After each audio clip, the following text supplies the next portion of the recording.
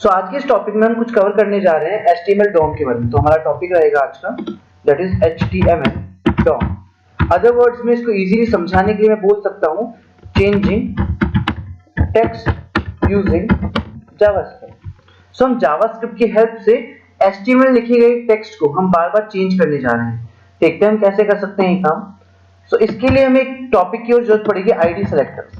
हम सबसे पहले कोई भी एक टैग लगा लेंगे लाइक h1 और इसके अंदर हम कुछ भी लिख देंगे लाइक हेलो यूजर। अब बात आती है कि जो भी टैग आप लगा रहे हैं उसके ऊपर एक आईडी बनाएंगे। अब आईडी है क्या? आईडी आपके हर एक टैग को एक यूनिक आइडेंटिटी देती है। इसका मतलब अगर आप कोई टैग पे आईडी लगा रहे हैं तो आईडी उस टैग को एक अलग नाम दे देगी जिससे वो जावास्क्रिप्ट में यूज किया जा सकता है। तो यही हमारा यूज होता है आईडीज का। अब ये आईडीज का यूज हम कैसे कर सकते हैं देखना। हम आईडी यहाँ पे कोई भी दे देते हैं। फॉर एग्जांपल मैंने यहाँ पे एक आईडी दे दी सैंपल।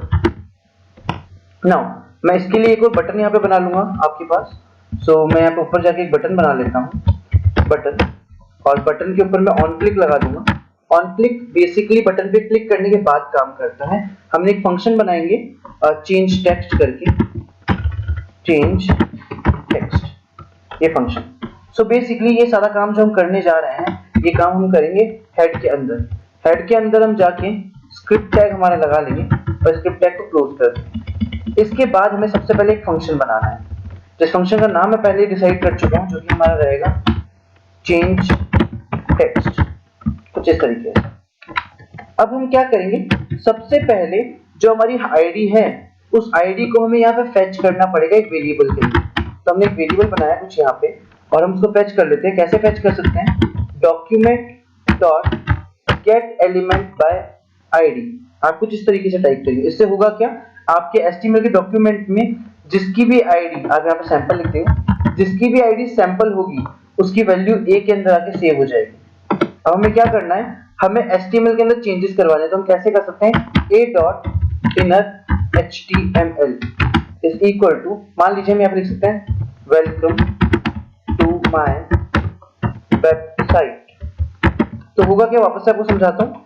बेसिकली जब भी कोई बटन पे क्लिक करेगा तो एक चेंज टेक्स्ट नाम से एक फंक्शन कॉल होगा।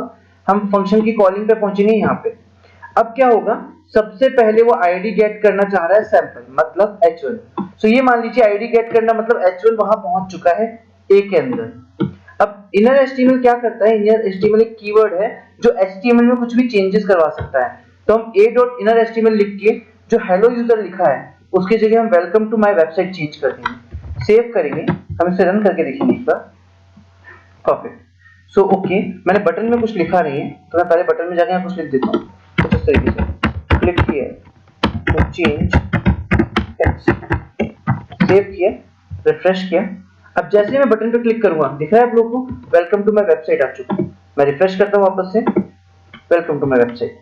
तो इस तरीके से हम क्या कर सकते हैं, हम किसी भी HTML के टेक्स्ट को जावास्क्रिप्ट में आईडी यूज करके उसको चेंज करवा सकते हैं। Thank you so much for this lecture.